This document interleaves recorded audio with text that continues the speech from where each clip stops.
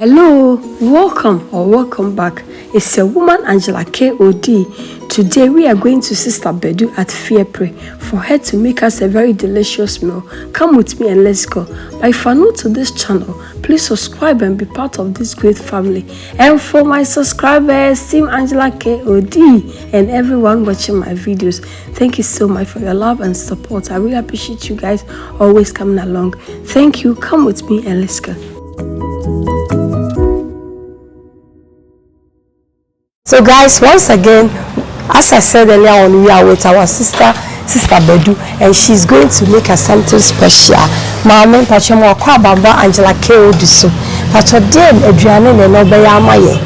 Pacho, and the mayor Bankye Ampesie, and Amamo.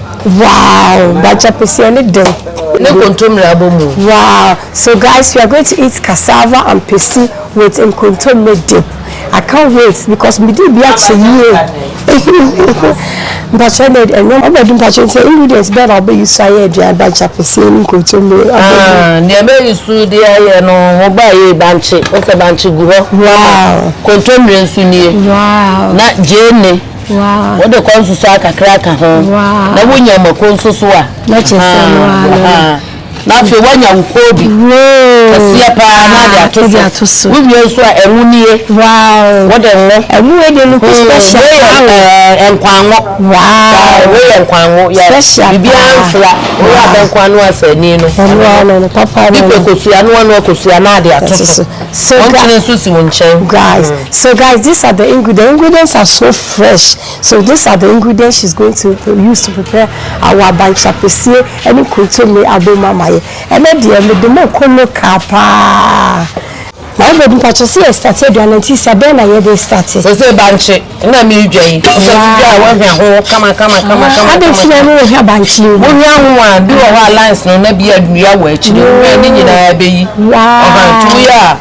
What pemu kama now they are two what pemu kama now they are two okay kama bua every year na fe wa ho fe na dey sija so wow na fe na me sha se edwa Bankye no wow. So what she's saying that it's always important for you to scrape the back of the cassava because it makes when there are lines in the, on the cassava, it makes it it cleans it and makes it really smooth and nice.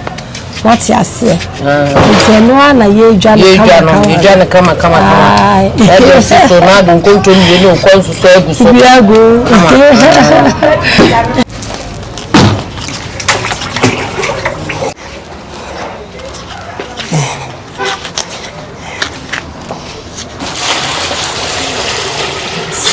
What you say? What's mine?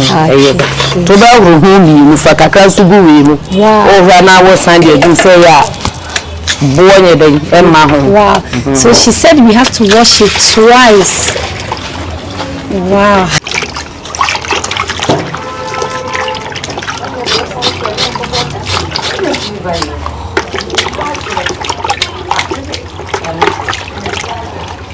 So guys, it's time for her to put the cassava in the boiling water.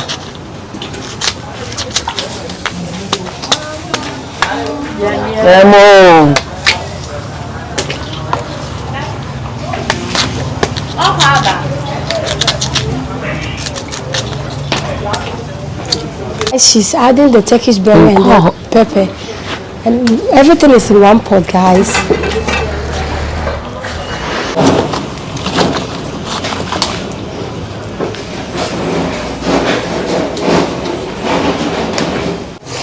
The Bankye and who into Sabe the Nkontomire eba be guso.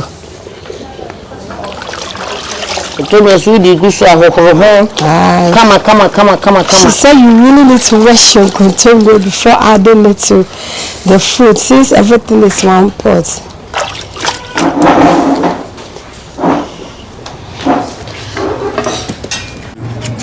The pacho had the debia no fufuo.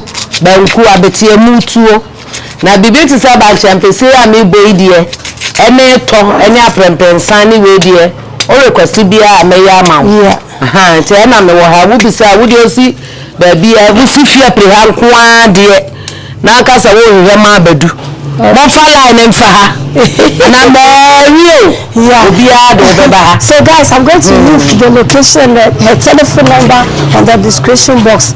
So whenever you come around Bro region, Sunyani area, Fiepre, just contact Mama Baduni. How many regional office in Fiepre, Krona Twasona, no what do. A driving be out for choice out to your bay or packaging the camera, not the amount of the call. Open so dinner house. There are places to sit and eat and just enjoy your life. What you are saying? I'm sure. One more than control me, a man in mini baby, a baby, cocoa. Oh, man, a Caribbean, no way. I told that to my group for fair. Today I'm learning something new here. Every man says I'm control me and I be a ye. Wow. To you control me no. Now do Kobe no so out to so. Nampachana no want for Kobe no to so at the same. Oh, what just so a bepolo. Oh, okay. Where's the near? Oh yeah, what a boss. Yeah. I said chibo no. What a just so enough. I come. Yeah. You call Susano. I know Maconini na every so. Now what do you call them? What I think so, Mama. I say, Kobe, no, come, Mamma Munchin and either. Foodie and son, I would be at us. Yeah. Do the Tosua. Now, if you wash us here, and you name any, every so, because you are there. Oh, can be a baby. If you was a catastrophe.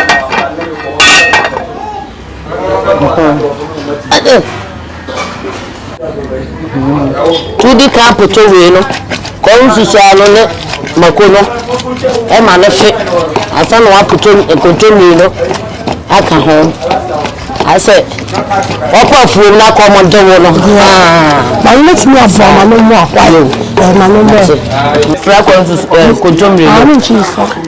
No, to try daily. I put all the afra, once to Sana Macuno. To treat. We are a better to be so good and penny Africa. I get to go father and secretary bra. A bet you more.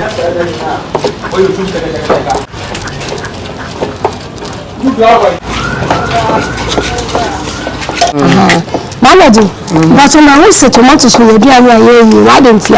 Control the and campaign tomatoes. Oh, wouldn't you see? Can't control the Sawan.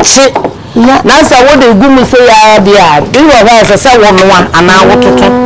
And I want the answer to an FM from assistant at 7 because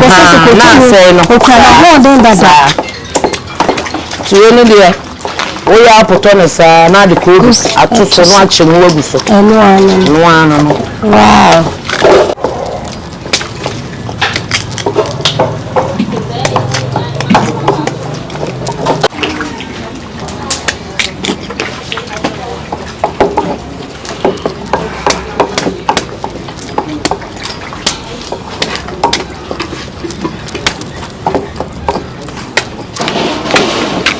na my born nti me do bia nim ba bia me nua kuma no no ye ka chire no no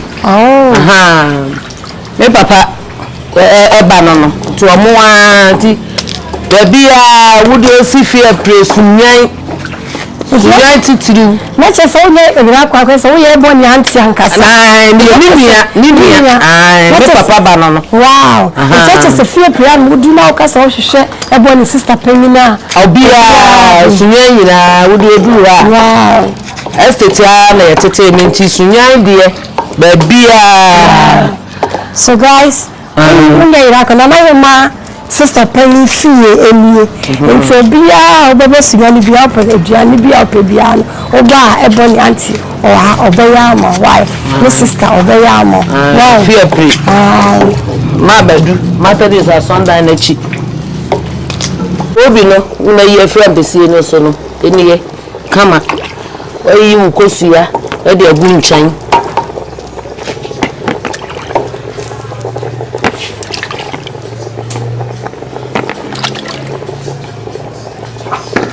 tude Oba usi fie pre.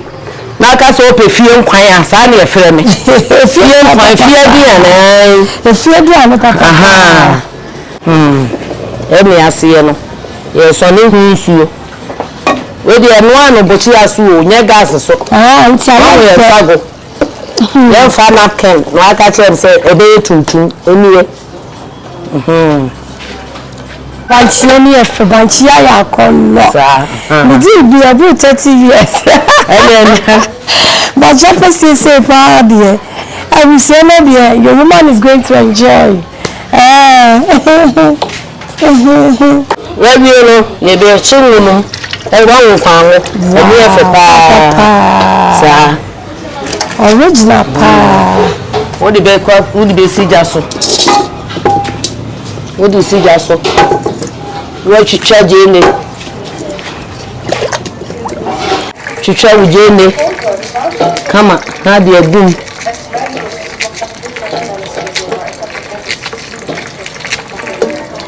Na ache ubetu wa chicha jene ni biso aguwe. Guys, we are digging in the cassava to serve. Yamashe, Bankye Ampesie papa bi. Why you be da? I'll pese we di bi no. Bana na bedu ho. Ebe ni sister. Na onye bi ma na diwate. Na aduane we di first I sisa na ekofo na na ni edi. Emme de ya batches ya ya na another level amaye. Na se de asia ya akono no onua. We feel so na you na akaya. Just go to your kitchen and make some for yourself.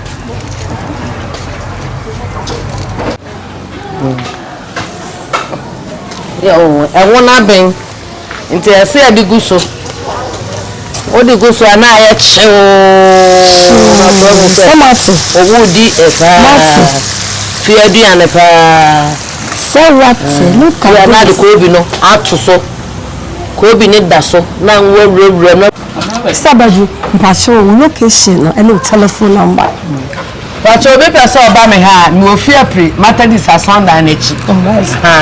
To the station aka so hwehwe ma bedu a obi abekire. Yes. And my telephone number 055 05 62 712 and MTN. Okay. And I'm still vote and so vote and so 020 all right 29 11 327. Okay. And I buy my house on me mobile money, me vote that cash. Oh, international mama. Who is Sikakra bra? We cash. We are the at 10:30. Come and 10 o'clock. Wow. Is that just a breakfast like dinner? To Kobe no. No Kobe never to say. Come on, now the Kusia na gusho. Sir. Wow. It's a table on the mat nipa no. It's so delicious, guys. And then you have wow, look at this. Guys, you are all invited, but it's rather unfortunate you cannot come and eat with us. Thank you so much for coming with me to make this delicious meal. But if you're new to this channel, please subscribe and be part of this great family. And for my subscribers, Team Angela KOD and everyone watching my videos, thank you so much for your love and support. I really appreciate you guys always coming along. Thank you. I will see you in my next video. I wish I make Cassava Ampesie and say, and bye bye from Sunyane, bye bye from Mama Badu's restaurant joint. If you need any food, guys, please contact her. Bye bye from Sunyane. Bye. Bye.